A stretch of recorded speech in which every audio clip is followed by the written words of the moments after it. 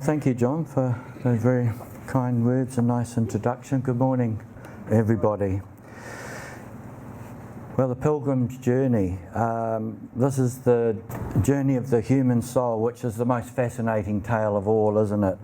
It's the most paramount journey of all journeys that we're all on, we're all immersed in.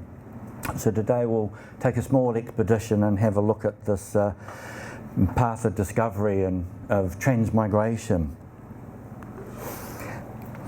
In the well-known book Ida of the White Lotus by Mabel Collins, which is one of my favourites, in the opening preface it summarises this journey in a nutshell. We read, it is a story told in all ages and among every people. It is the tragedy of the soul. Attracted by desire, it stoops to sin.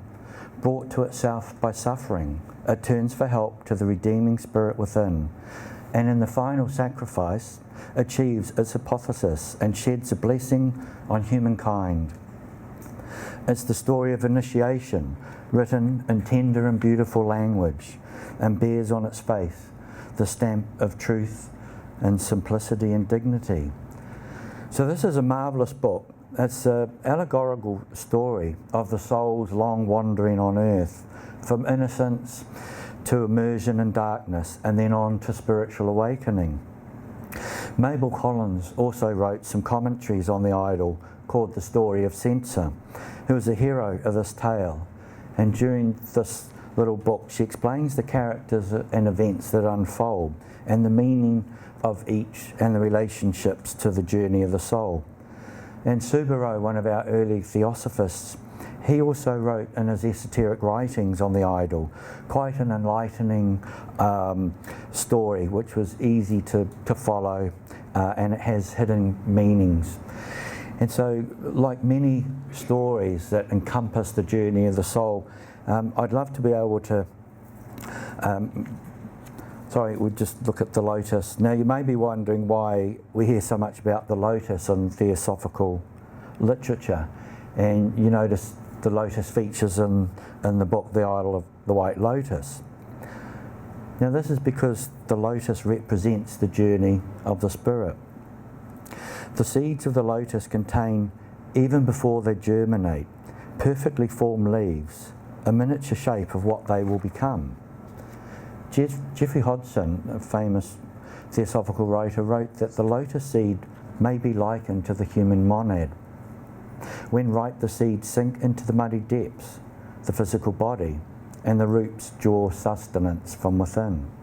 The stalk reach up through the waters, which is our emotional nature, and the leaves rest on the water and are sustained above it, aptly representing the dual nature of our mind. The beautiful bloom with its pure white petals and golden heart open towards the sun is an appropriate symbol of the human being's powers of spiritual intuitiveness.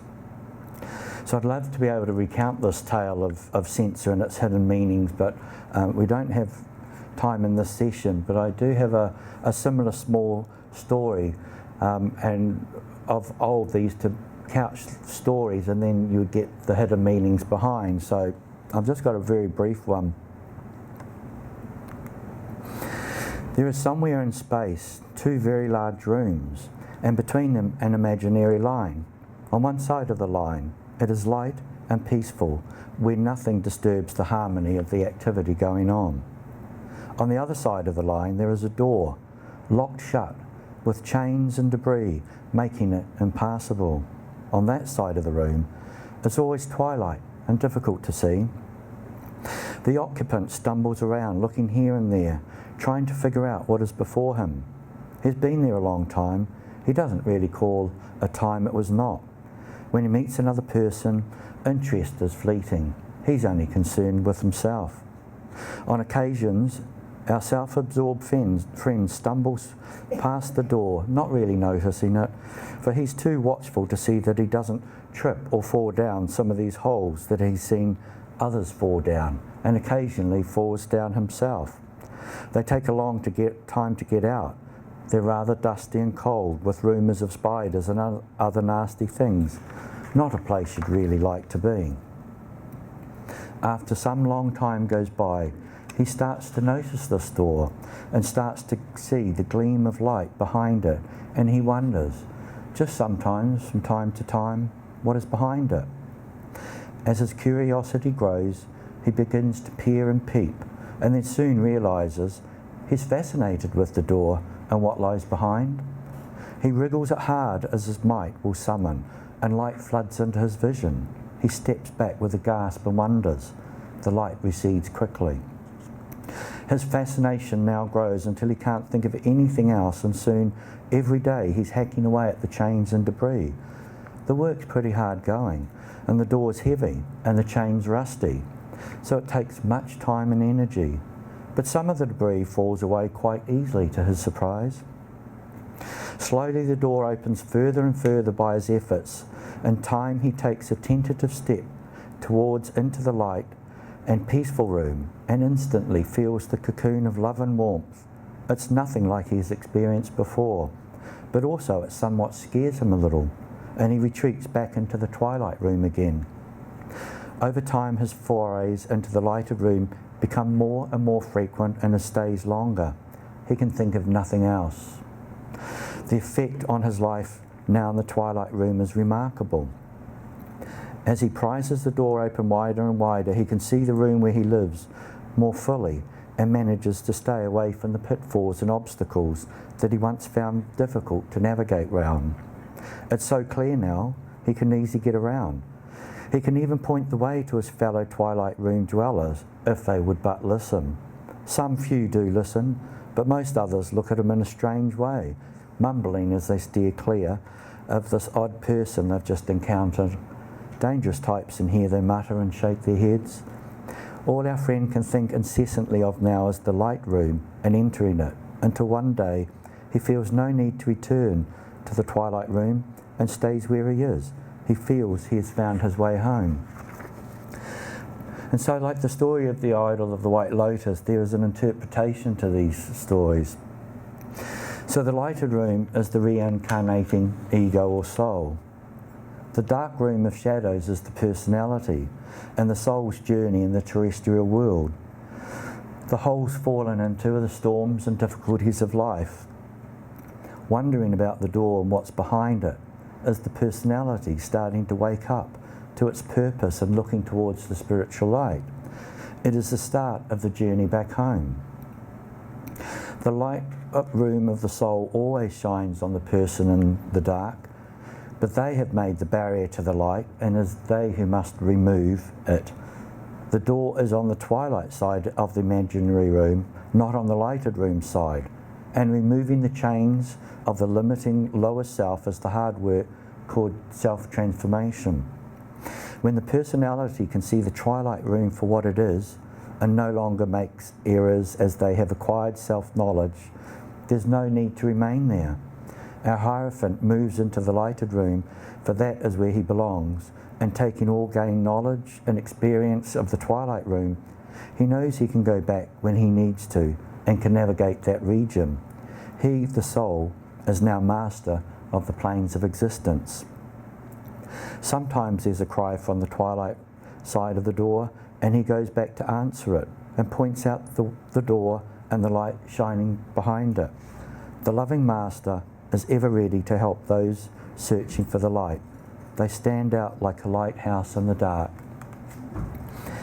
So this is the journey of the soul in a nutshell, and so armed with our knowledge of the lotus and the two rooms, we take a small trip of our own exploring the pilgrim's journey. In the Idol of the White Lotus we read an inspiring passage.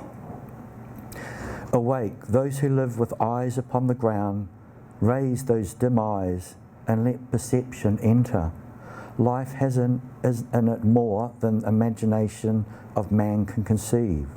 Seize boldly upon its mysteries and demand in the obscure places of your own soul light with which to illuminate those dim recesses of individuality to which you have been blinded through 1,000 existences.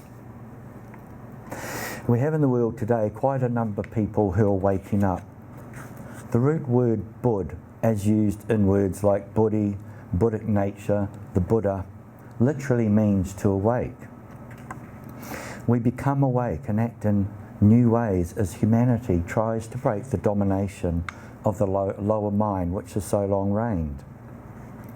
Thinking and acting in new ways is crucial to our own soul's awakening. And a wise old saying springs to mind, that after many years of admiring the teapot, a seeker eventually realises that one must reach out and drink the tea. The mere accumulation of spiritual knowledge is a little bit like this. It's very interesting, but not in itself the end goal. Its purpose is to help guide us in the spiritual application and daily life of living the wisdoms.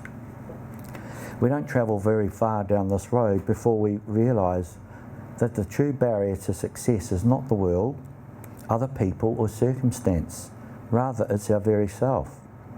From this vantage point of understanding, which the Buddha calls right view or right thinking, we begin to work on removing the impediments by a process called self-transformation. And we very quickly come to the realisation the process is exceedingly difficult. Understanding who we are and what we are is a necessary preliminary step in this awakening. Understanding the real self is to identify with that which is divine and eternal, rather than that which is transitory, being our physical body, emotions, and so forth. Yet even at early stages, glimpses of the real self are found by those in search of them. Dr. Annie Besant said in her book, Initiation, the Perfecting of Man, just as the sun in the heaven is unchanged, but is mirrored as 1,000 suns in ponds, lakes, rivers, and oceans, so do you know the Son of the Spirit within you from that broken reflections that you find in the lower self. From the standpoint of our lower self, then, the personality maintaining an awareness of the true inner self is harder to do than one might think. Intellectually, we may be comfortable with the concept, but how soon we slip back into identification of the I with the body's emotion and thought. Gaining this connection or link with one's true identity is the fundamental purpose of meditation. By consistent practice, we build the bridge between our lower nature and higher principles within us, called the antakarana. Building this bridge is the critical work of the aspirant and can well be considered the path itself. But this is getting a little bit ahead. If we step back and have a look at how we even got to this point in evolution, we can see that it's been quite a vast journey already. In fact, the journey started so far back in the remote mist of time, we are really all clueless about it. As the solar system forms and planets densify, they become a plane of existence for spirit to experience with matter, to gain experience with matter. Life happens in waves, sometimes called life waves. We're from the source, call that God, Ishvara, the Logos. We see sparks of the divine spring forth, millions and millions of them. We are each part of these life waves that started billions of years ago. These sparks of the divine spring forth from the one flame, go by many names, but the one we're probably most used to hearing is spirit. We hear of spirit in the Bible. In Theosophy, it's called a monad, meaning unit, as first used by Pythagoras. Each spark appears separate from the flame, but they are still linked to the one by a fine thread. In the Bhagavad Gita, Arjuna said to Krishna, I sense one flame, O Gurudeva. I see countless undetached sparks burning in it. These undetached sparks are our true nature, and while omnipotent in their own divine sphere of being, they cannot experience matter directly without a sheath. The sheaths are stepped down, if you will, by a series of vehicles or bodies. Thus, pure spirit or Atma, which is universal spirit, steps down using buddhi, a Sanskrit word which is what we call our spiritual soul. When speaking of Buddhi, think here in terms of higher vibration, such as intuition and conscience. This in turn operates lower down, not literally of course, rather from a vibrationary sense to our own individuality, called a soul. The soul resides on the mental plane, the plane of thought. Individuality then puts a portion of itself forth and reincarnates from time to gain experience in the terrestrial world, an investment if you will. It is hoping to gain more to itself in widening fields of consciousness, experience and ability to manifest. Individuality is quite different from what we know as our present personality. And as you can see by this, that only a small fraction of what we really truly are is present in this material world. We are much, much more. And we can see and feel and know from this mere human standpoint. This concept is generally easily enough understood at a human level. However, what is missing is the prequel, as they say in the movies. What happened before our human state? We can't just jump into human bodies. Everything must be mastered, from the simple to the complex. Nothing comes from nothing. It must be built, created and unfolded. Spirit, working through its vehicles at first, is pretty helpless. There is a saying that spirit without matter is lame. Matter without spirit is blind. Writer N. Sri Ram says matter is capable of division, differentiation, combinations, and obviously supplies the form. Spirit, which is life undivided, possesses qualities which it imparts to the energy that acts through the form, and expresses in each case these aspects of its nature which can appear through the form, providing huge vistas and possibilities. So on Spirit's descent into matter, we start off in the densest form, being mineral. There are some stages before this, called elemental kingdoms. However, going into those right now will confuse.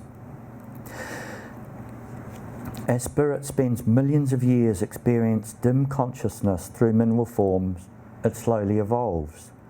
Starting perhaps in normal rocks, may over many millions of years finally come to express itself, say in crystals, and at the peak of its evolution in that life wave can be found in precious gems such as sapphires or diamonds. The life wave, after taking a rest period called pralaya, will now look to evolve through the vegetable kingdom. Consciousness that began in a moss or grass may end up inhabiting a great sequoia tree, a 1,000-year-old redwood. The same process occurs in the animal kingdom, until perhaps a whale, cat or horse is animated by life with an expanded consciousness earned over countless forms and time. This evolutionary process is beautifully worded in prose by the famous Persian poet and Sufi mystic Rumi. I died as a mineral and became a plant. I died as a plant and rose to animal. I died as animal and I was man.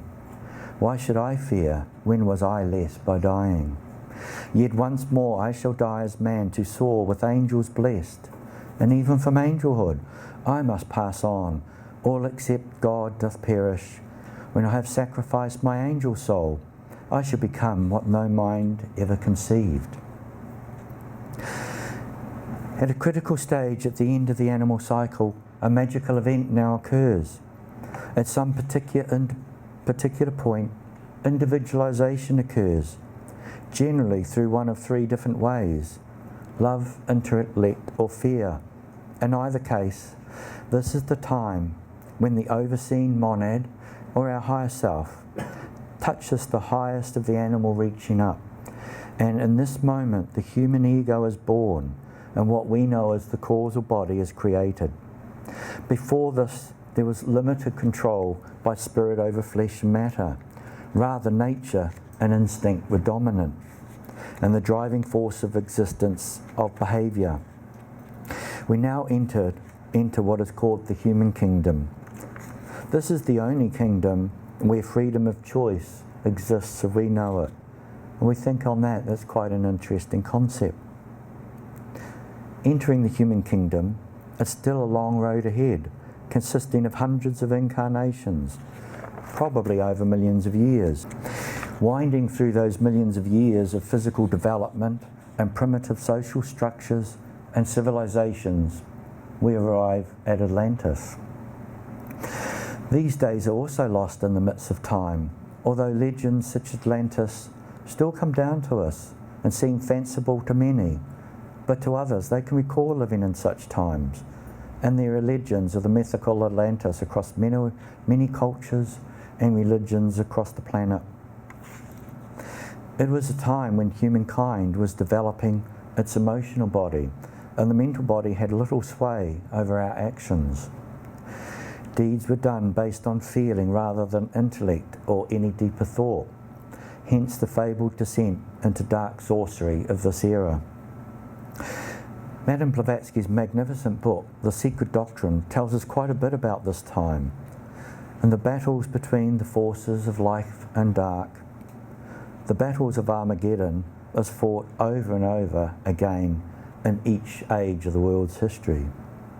In Atlantis, there were periods of great culture and long-lasting civilizations and wondrous achievements, but also the barbaric warfare and misuse of natural forces leading to degeneration.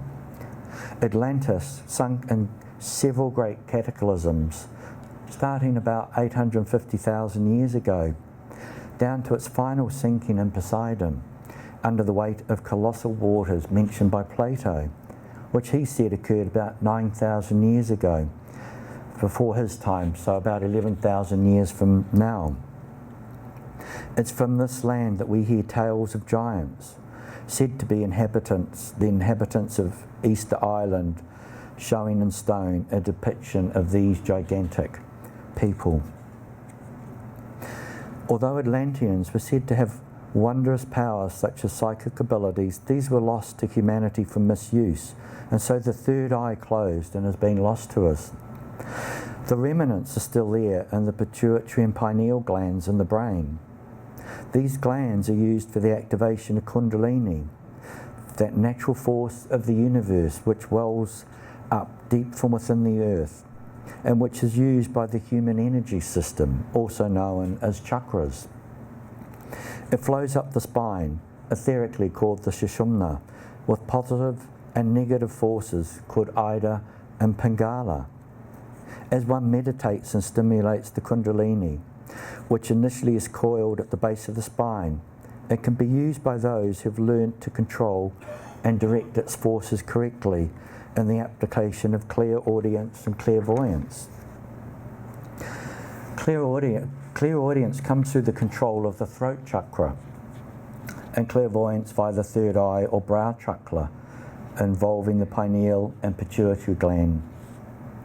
This is one of the ways we can gather information and insight into realms beyond our normal vision and comprehension.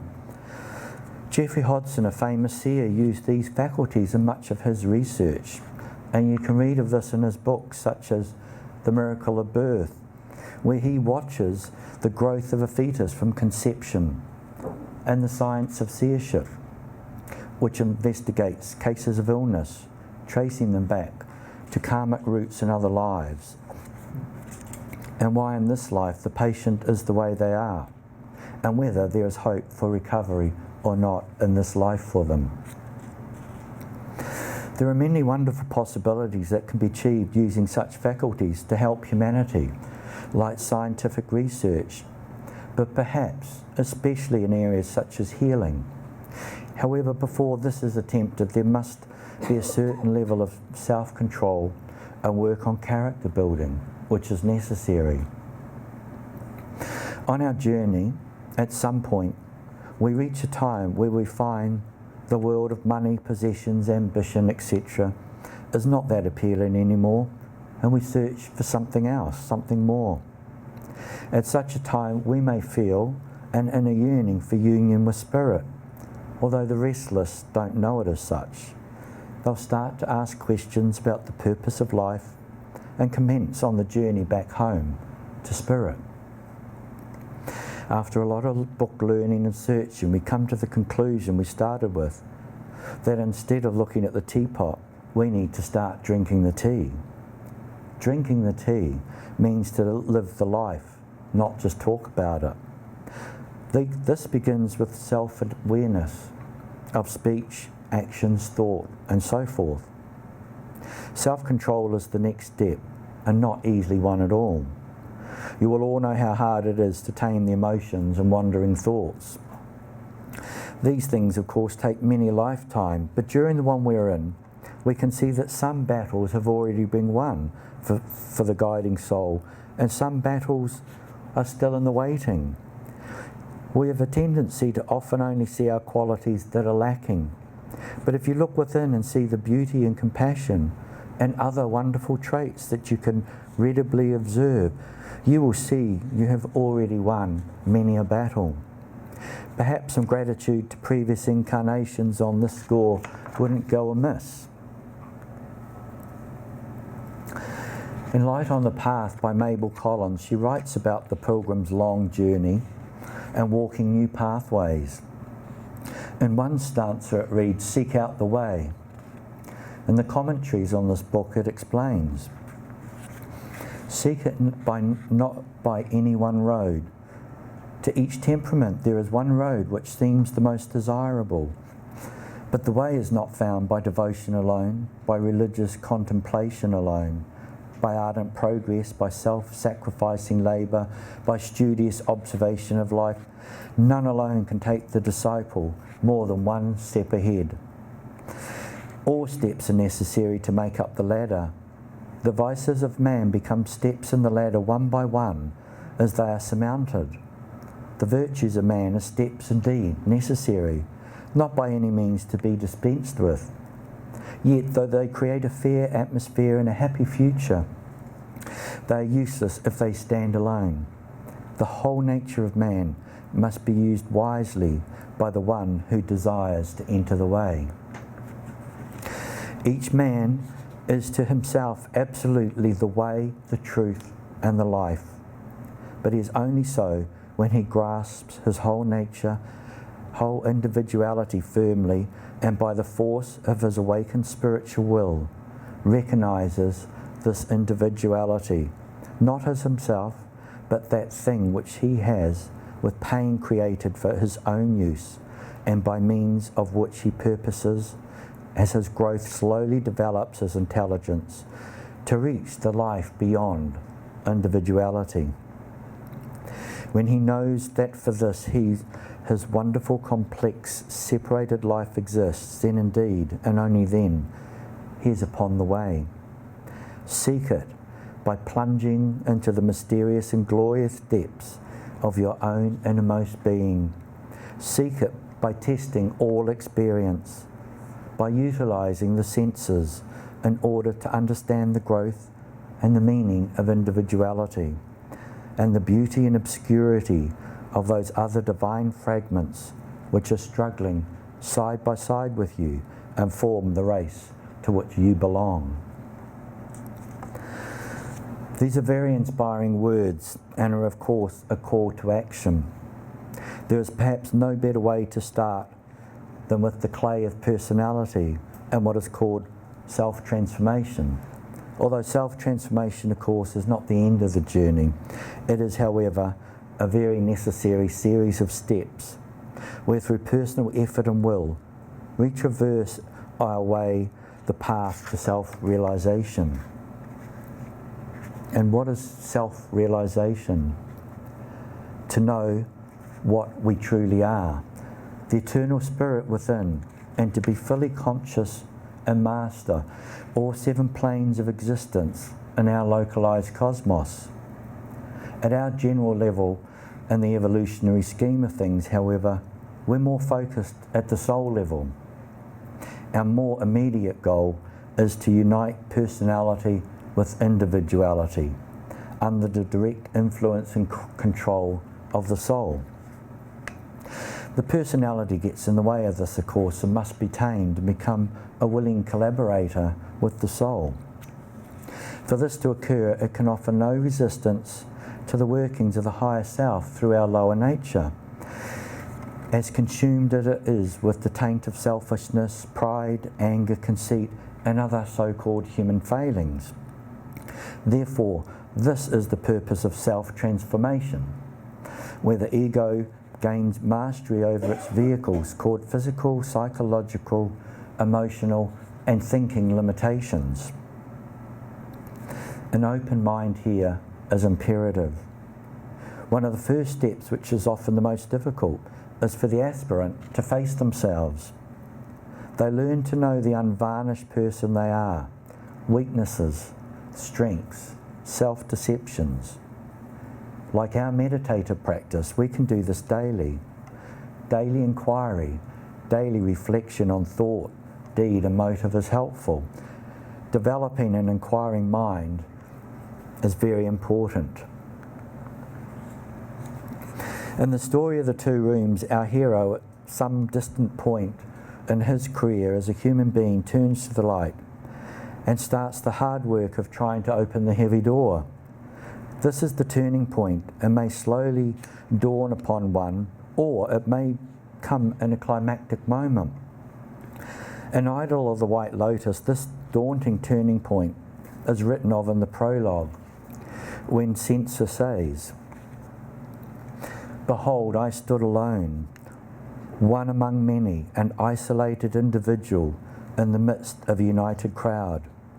And I was alone, because among all men, my brethren who knew, I alone was the man who both knew and taught. I taught the believers at the gate, and was driven to do this by the power that dwelleth in the sanctuary. I had no escape, for in that deep darkness of the most sacred shrine, I beheld the light of the inner life, and was driven to reveal it, and by it I was upheld and made strong. For indeed, although I died, it took 10 priests of the temple to accomplish my death, and even then they but ignorantly thought themselves powerful." This battle, of course, is something within. It's the same battleground told of in the Bhagavad Gita. In this inner struggle, attention to the lower self is the work before us. It's the battle for self-mastery and self-knowledge. In this waking up process, development of mind is a worthy goal and one of the keenest tools we have at our disposal. To aid in the cultivation of mind, we use the mind, much in the same way as Madame Blavatsky said of the mind in The Voice of the Silence, to slay the slayer. It helps free what is sometimes called the smothered self. We know that development of the faculty of mind is the work of our present wave of humanity, but it's largely being relegated to the realms of concrete mind. We've witnessed great leap forwards in scientific discovery and technological progress, but for all this, why is there not more peace and happiness in the world? One answer might be that the higher mind has yet to be actively engaged by the majority of human beings, although many are realising that new paradigms and ways of being must be introduced. We may note here that what we speak of as higher mind is the divine part of our nature, the spiritually thinking and conscious ego, as called individuality or the soul, and realising a closer union or blending between personality and the soul will bring around radical change in our worldly life. A barrier to this union is that we tend to place too much importance on the intellect and the fruits of it. Much of this is due to ignorance of the true nature of the human being. Madame Blavatsky in The Voice of the Silence expressed this unhealthy duality and emphasis on the intellect alone when she wrote, "But even ignorance is better than head learning with no soul wisdom to illuminate and guide it." One of the greatest scientists of all time, Albert Einstein, recognised and acknowledged this truth. On it, he wrote, The intellect has little to do on this road of discovery. There comes a leap in consciousness, call it intuition or what you will, and the solution comes to you, and you don't even know why or how. All great discoveries are made this way. Here Einstein is expressing that intuitive faculty, our Buddhic nature, which unfolds more and more as soul wisdom is integrated within. Striving for greater understanding and penetrating thought will aid in the synthesis of the lower self with the higher within us. The synthesis is key to our progress as we evolve and the Buddhic consciousness unfolds.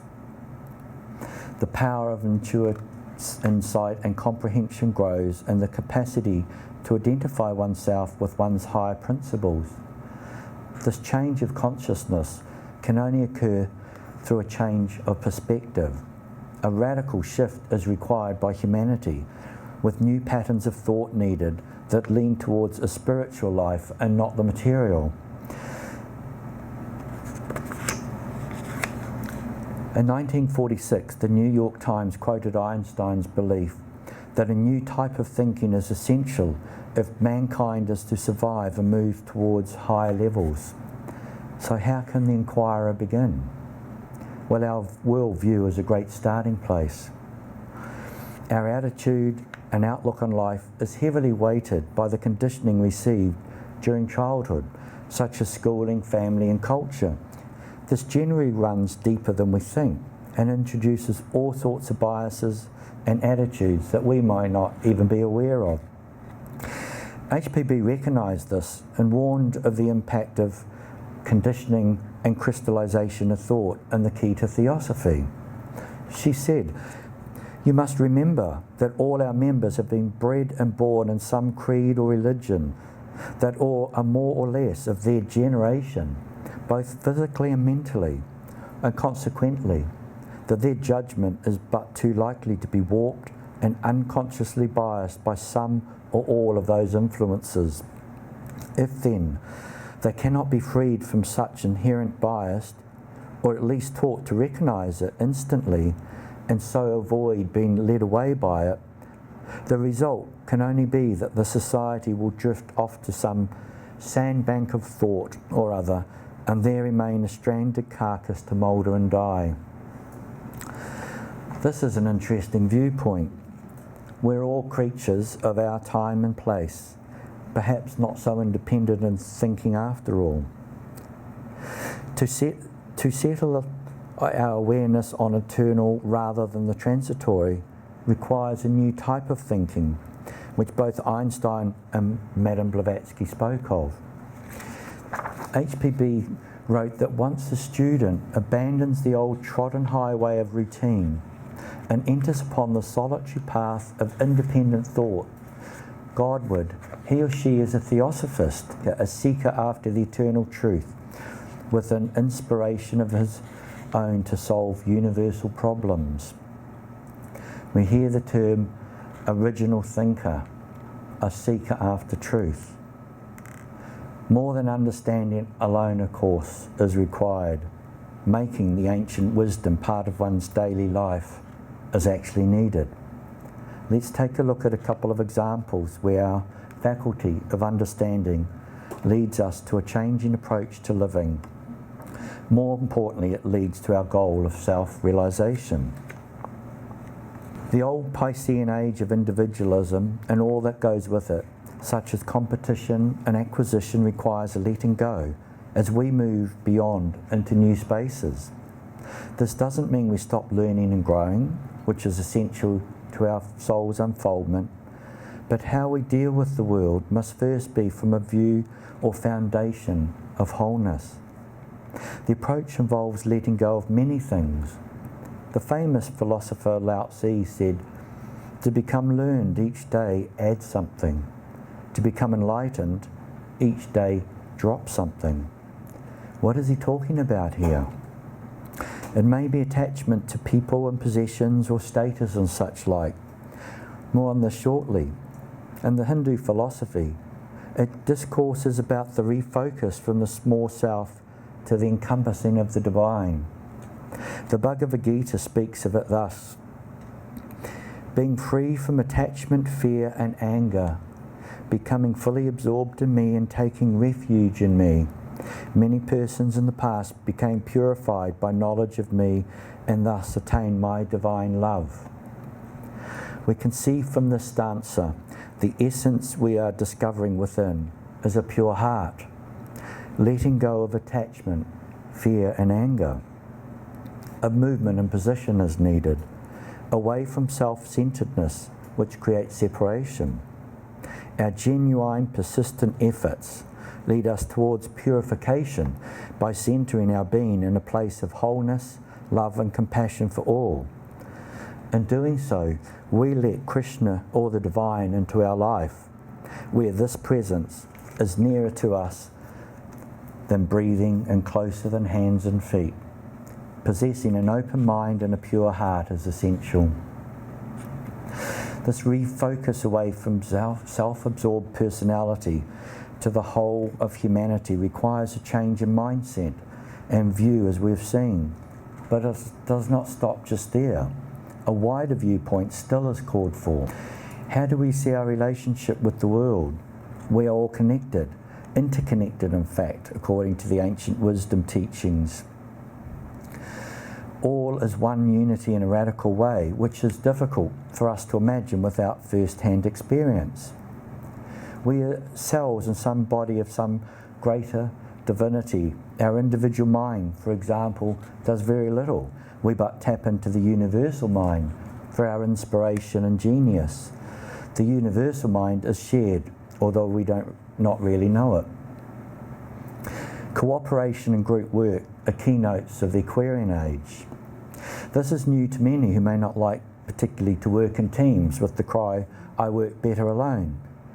However, there are many instances to be seen where group decisions are superior to individual decisions alone.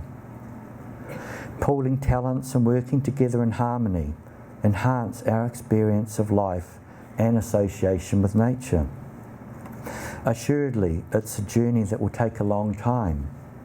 Along the way, we will learn helpful things and be in need of letting go of outworn beliefs and conditioning, dropping things, as Lao Tzu advises us. So we look into the mirror and discover who we are now and what we want to become. We start seeing humanity more as one and less as just disjointed and harmonious parts. Thus, that part of our nature or higher mind which knows unity and experiences it is connected with our Buddhic state within. As the light of Buddhi or intuition grows stronger within us, we begin to see in a new light our sisters and brothers, each with their own uniqueness and personal struggles, as we all have. Tolerance for our kin's weaknesses grow, and perhaps at some stage tolerance itself becomes acceptance of what is, because the word tolerance still retains elements of judgment. Our words matter, they convey meaning. Words can offend, they can bridge gaps, they can cause hurt, and they can heal broken hearts and souls. In choosing our words with care, we foster a quickening of cooperation and connectedness between people. If we were to try and make a start on our mission of broadening our worldview, this might be a wonderful place to begin. Our awareness of the world crisis that is in front of us at many levels also brings a certain sense of urgency. The recognition of regeneration of the human condition and what is critically needed from each one of us is the illuminating subject of literature from past International President N. Sri Ram. He wrote, "The masters of wisdom who aid evolution, although they are interested in all changes that make for human progress, are especially concerned with the spiritual regeneration of mankind, which is of a fundamental importance. Because when that takes place, all else follows. The forces that are brought into play in the regeneration will themselves have their effect on the external conditions. But if the changes are merely external, after a time they all may be lost or undone. There have been various golden ages in the history of humankind, epochs when life was tranquil, when people were happy, kind and good, but all of them have vanished, and we have come to this present strife, confusion and misery. We can see by this that epochs of greatness and darkness will continue to roll on through time, unending. To what avail if humanity doesn't possess the ability to move beyond these limiting factors? Perhaps it is like an incoming tide. Each advance takes us to a little higher, a little closer to the heights of where evolution is leading us. And as we become more spiritualized, the tide recedes just a little less. In this manner, we slowly evolve, yet we still have the ability to hasten this journey by our own refocused attention to human regeneration and the work this entails, by working on our own nature and worldview. Sri Ram says if we forget ourselves, progress will become easy. It will take place swiftly and naturally, because it then becomes a process of unfoldment from within outwards, and we realise the truth uttered and light on the path. Grow as the flower grows, unconsciously, but open to all that is good, true and beautiful. From the study, we can see that the workings of one's character is actually a work of art, something to be chiselled, sanded and smoothed, life after life. It's how we transform the human chrysalis into the godlike butterfly, which is our true being. The unfoldment of our true nature is a wonderment of discovery. There are joys before us. Our relationships grow and deepen through conscious effort, and our fields of observation and experience widen and deepen. Our meditations become more contemplative and rewarding. Having stilled the emotions, transmuted desires and ambition, we begin to function upon that plane where truth may be apprehended, the plane of intuition whereon the soul can touch its divine nature. Daily life starts to change in subtle ways as intuition grows. At first, we may distrust it and follow only our rational mind and senses.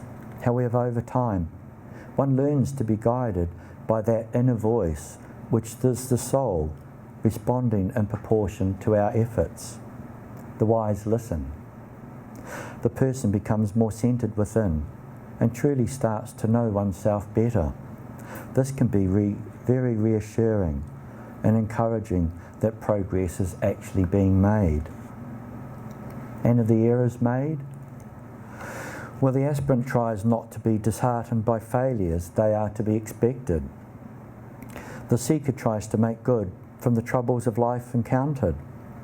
It is the difficulties of life that present us the most opportunities for growth.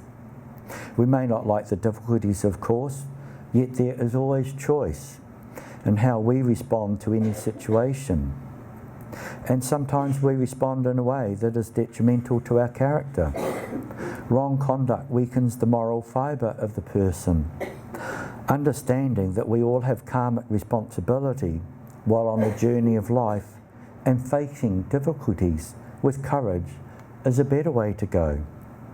As Dumbledore said to Harry Potter, it's not our abilities that show who we truly are, but our choices.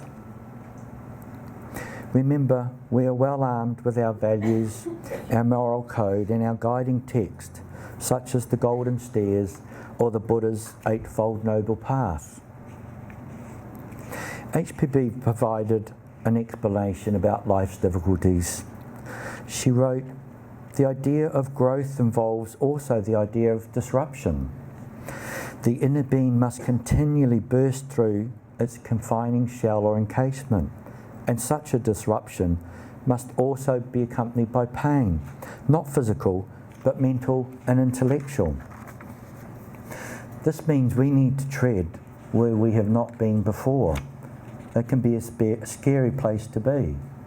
We may stick our neck out and pay the price, but nevertheless, we do it because it's the right thing to do. We may be faced with health problems, financial difficulties, relationship discord, work-related upheavals. Well, the list goes on.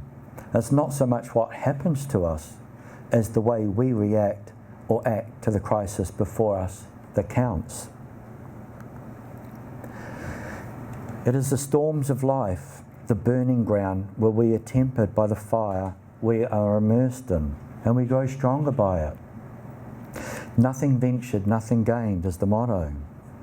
When we come out the other side of such calamities, we find ourselves stronger, better able to handle a similar situation in the future, because we have gained valuable insight and experience. The temptation trap is in resorting to old defensive behaviours. The challenge? To introduce the ancient wisdom that we have read about and studied into our lives in a practical way. We drink the tea. Our faculty of discernment is an invaluable tool in helping us at these important junctures in life. Don't take things at face value. We make our own inquiries. We put it to the test of our own reasoning ability and inquire, does it sound right and true? What other factors and points of view are involved? Asking questions, probing and weighing things up are all aspects of the inquiring mind. The inquiring mind is required on the path and needs to be developed as much as the heart centre. For all must be rounded and wisely used, as we heard on Light in the Path. The inquiring mind leads to self-knowing as a great tool for the soul to work through if properly open. For as they say, the mind is like a parachute. It works best when open. And on top of all this is right human relationships. Yes, we may talk about the oneness of all life, which is reality on the inner planes, but on these outer planes, oneness requires cooperation and compassion. Humanity is still trying to work out how to be one. Our ability to conduct right human relationships is a paramount need of our age. With such negative forces on display in the world, we need our thinking faculty to make heads or tail of it, and then the application of right human relationships between individuals and groups to become ever more prevalent in the decades to come. The Pilgrim soul understands the need for change and outlook of its human endeavours, so it asks, what do I need to change in my life to better align with the spiritual life? We might in reply inquire of ourselves, am I conducting myself according to the highest principles of Theosophy? These small moments of truth are in fact more important than winning the big battles of life, which generally are of short-term duration. Monitoring oneself constantly and making the necessary adjustments is a lifetime's work. For instance, the Buddha tells us in the second noble truth that desire is the cause of suffering. But no matter how successful we become, we never seem satisfied. When we see something nice or beautiful, we may admire or appreciate it. Can we do so without the desire to possess it? Past International President N. Sri Ram said that the truly spiritual person does not, in reality, that is, in their hearts, possess anything at all. Though they may have material possessions that karma, the law of the land or circumstance have placed in his hands or her hands. It has been told of the mythological Indian king Janaka, who was a follower of the spiritual path, that one day he found one of his palaces burning. He was unperturbed and said, "Nothing of mine is burning." This story, one Dr. Annie Besant was fond of, is meant to illustrate the truth that amidst possessions, one can be possessionless. It's not necessary as a condition of freedom in this regard to divest yourself of all possessions. Sri Ram tells us that freedom from any sense of possession, not only with regard to things, but also persons close to oneself and one's country and race calls for a ripe understanding, a condition of clear insight. We can see from this small example that there is much work to do on our perspective and viewpoint. Our faculty of discernment in developing that deeper sense of inquiry. Change is necessary for those travelling the spiritual path, and so we should not be scared or hesitant about what lies before us. In our spiritual unfoldment, it should be welcomed. The soul is now the driving force in one's life, the personality no longer the barrier it once was. The candidate will now be approaching the initiations, whispered of in the mystery schools of old and written about in a few esoteric books we may read. Initiation is a profound spiritual and psychological regeneration where a person is described as born again, where a new beginning and a new life is entered upon. It begins with the first initiation called entering the stream, and at the fifth, called the Sheka, the monad ego has attained to the goal of our humanity and become perfected or self-realized. One attains to the status of a master of the wisdom or an adept. Our journey in the human kingdom has come to a close as the spark of the flame now enters a whole new kingdom of nature. What lies before is a never-ending journey of evolution, but for the journey of the pilgrim soul, we may say that this long chapter has concluded and the sanctuary found. In closing, we've seen that the unfolding our true nature is a long and eventful pilgrimage. It is a story told in all ages, among every people. It is the tragedy of the soul. Attracted by desire, it stoops to sin. Brought to itself by suffering, it turns for help to the redeeming spirit within, and in the final sacrifice achieves its apotheosis and sheds a blessing on humankind. It is the story of initiation, written in tender and beautiful language, and bears on its face the stamp of truth and simplicity and dignity. The journey of the soul is one we have all embarked on together, and we've come a long way already. And what lies ahead, we can take comfort and inspiration that through the winding hills of journey and discovery, each step we take creates our own future, the future of a thing whose growth and splendour has no limit. Thank you.